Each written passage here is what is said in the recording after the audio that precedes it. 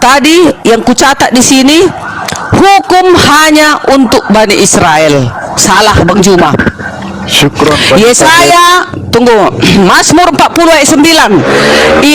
Ini kitab Mazmur ini kitab suci sebagai penuntun kepada seluruh umat manusia, bukan hanya Bani Israel dong. Salah. Mazmur 40 ayat 9.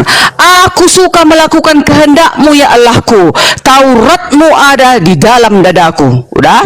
Yesaya 42 ayat 4. Ia sendiri tidak akan menjadi pudar dan tidak akan punah terkulai sampai ia menegakkan hukum di bumi. Segala pulau mengharapkan pengajarannya. Di bumi ya, bukan di Bani Israel, di bumi. Nah, sekarang Mazmur 119 ayat 1. Berbahagialah orang-orang yang hidupnya tidak bercela, yang hidupnya menurut Taurat Tuhan. Taurat itu apa? Itu 10 hukum. Hanya itu yang diturunkan kepada si Musa, lalu diteruskan turun-temurun.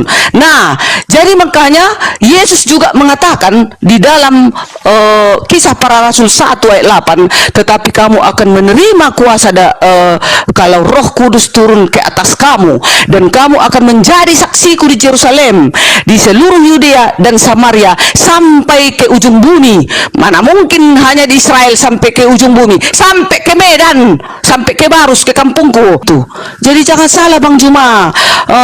Paulus tingkah lakunya dulu membantai murid-murid Yesus. Yes, gara-gara itulah makanya dia ditobatkan oleh Yesus, didatangi Yesus dia melalui cahaya. Maka bertobatlah dia, maka menginjillah dia bersama para murid-murid Yesus, dan makin bertambah banyaklah pengikut-pengikut Yesus. Udah selesai. Gak bisa kita mengarang-mengarang, harus bercerita sejujur-jujurnya. Sekian. Coba ditambahi adikku si Jimmy dulu. Mungkin itu aja tidak. Dan kalau murid Yesus itu tidak menceritakan tentang Injil, mungkin agama Kristen itu tidak menjadi mayoritas terbesar di dunia. Sekian dan terima kasih. Oke, baik. Jadi ibu melakukan tambal sulam. Ketika ada perintah hanya untuk Bani Israel, Anda tutupi dengan perintah-perintah Tuhan kemudian yang harus diberitakan sampai ke ujung bumi. Tentang Taurat harus sampai ke ujung bumi, tentang Mazmur ke ujung bumi, tentang Injil ke ujung bumi, tentang Elohim Tuhannya Abraham, Ishak dan Yakub diberitakan sampai ke ujung bumi. Memang betul. Tapi syariat hukum itu berlaku hanya untuk Bani Israel dan orang-orang asing yang ada di tengah-tengah mereka, baik itu yang mereka merdekakan atau mereka beli. Itu memang betul. Tetapi untuk komunitas Roma, Yunani, itu nggak ada cerita. Komunitas Batak itu nggak ada cerita. Kecuali orang Batak yang hidup di tengah-tengah pemukiman Bani Israel. Mazmur 147. Tuhan memberitakan firman-Nya kepada Yakub, syariat-syariatnya, hukum-hukumnya, ketetapan-ketetapannya kepada Israel. Tuhan tidak berbuat demikian kepada segala bangsa, dan hukum-hukumnya tidak mereka kenal. Dalil Ulangan 33 nomor 4. Hukum Taurat itu adalah hak milik kepunyaan Bani Yakub. Kita mau kemana? Yeremia 31 nomor 31 sampai 36. Aku akan membuat perjanjian baru dengan Bani Israel dan Bani Yehuda. Apa itu? Aku akan memasukkan hukum Taurat ke dalam batin setiap Bani Israel. Jadi tidak ada dasar pijakan kemudian bahwa Bani Israel menerima hukum dari Tuhan dan hukum itu hanya untuk seluruh umat manusia. Itu nggak ada dalilnya. Nggak ada dalilnya. Tidak ada dalilnya. Tapi kalau kebesaran Tuhan, kemuliaan Tuhan, hukum-hukum Tuhan yang datang kepada Bani Israel, itu memang harus diberitakan. Al-Quran memberitakan itu, tetapi hukum-hukum yang datang kepada mereka itu hanya mengikat mereka. Bagaimana kemudian hukum yang datang kepada Bani Israel ini kemudian dipatahkan? Oh, harus ada yang mengarang, harus ada yang membuat cerita, harus ada yang melebih-lebihkan, harus ada yang merusak tatanan itu untuk supaya dipercaya. Contoh, Roma 1 nomor 16.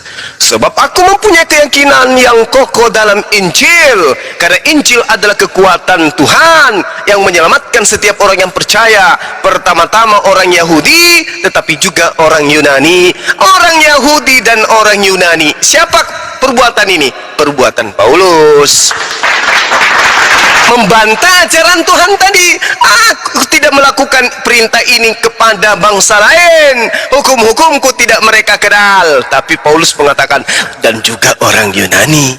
Apa akibatnya? Kita baca apa yang dituliskan kemudian oleh Kisah Para Rasul. Di Kisah Para Rasul 21, ya, di situ sangat jelas dikatakan, ketika masa 7 hari itu sudah hampir terakhir, orang-orang Yahudi yang datang dari Asia, nah ini, orang-orang Yahudi yang datang dari Asia melihat Paulus di dalam bait suci, lalu mereka menghasut rakyat dan menangkap Paulus sambil berteriak, hai orang-orang Israel, tolong, inilah Paulus yang di mana-mana mengajar orang untuk menentang bangsa kita dan menentang hukum Taurat dan tempat ini, dan sekarang ia membawa orang-orang Yunani pula ke dalam bait suci dan menajiskan tempat suci ini. Orang Yunani itu orang najis, orang yang tidak bersunat, orang najis gak boleh masuk ke dalam bait suci. Tapi Paulus mengatakan, oh enggak apa-apa, oh sunat itu tidak apa-apa, enggak dilakukan. Justru kalau kau bersunat, Yesus Kristus tidak berguna bagimu. Orang-orang yang tidak bersunat haram hukumnya masuk ke dalam bait suci. Yehezkiel 44 nomor 9, haram hukumnya orang yang tidak bersunat masuk ke dalam bait suci. Jadi bagaimana mungkin kemudian hukum Tuhan datang kepada orang Kristen? Itu nggak mungkin, nggak mungkin. Di dalam Kejadian 17 nomor 7 nomor 14, di situ dikatakan, barang siapa yang tidak bersunat nonotnya, bunuhlah dia, sebab dia telah membatalkan perjanjian kekalku. Kristen ini miliaran ini harus dibunuh semua ini sebenarnya, karena itu perintah Tuhan di dalam Kejadian 17 nomor 14, bunuh. Tapi Paulus pasang badan, tunggu. Itu hanya berlaku sampai Yohanes, sekarang nggak lagi. Itu hanya berlaku sampai Meleaki, sekarang nggak lagi. Sekarang nggak lagi. Justru sekarang kalau kau sunatkan nonatmu, Yesus Kristus tidak berguna bagimu. Jadi memang harus ada kemudian yang membantu orang Kristen pasang badan agar ajarannya itu dianggap sebagai ajaran yang benar. Kemudian yang terakhir, saudara tadi mengatakan bahwasanya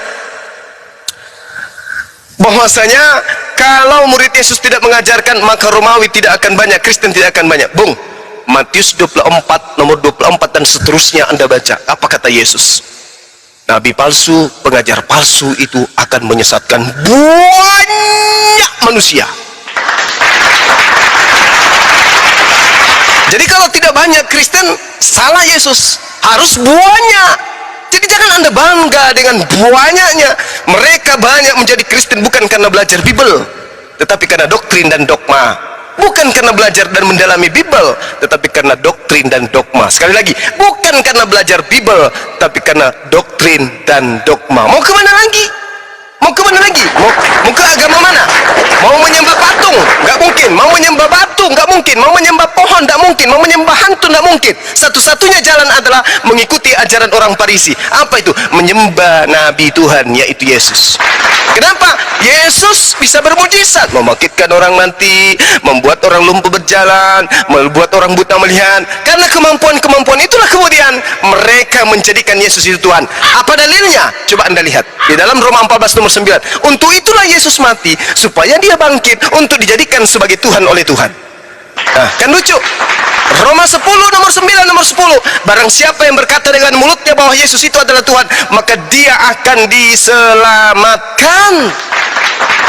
Jadi mereka meninggalkan ajaran nenek moyang mereka, menyembah dewa Zeus, menyembah dewa Horus, menyembah Hercules, menuju kepada penyembahan kepada Yesus. Itu yang mereka lakoni. Jadi ketika kemudian Anda mengatakan Kristen itu banyak, kenapa tidak banyak? Yang penguasa yang membuatnya menjadi banyak, siapa itu? Kekaisaran Roma.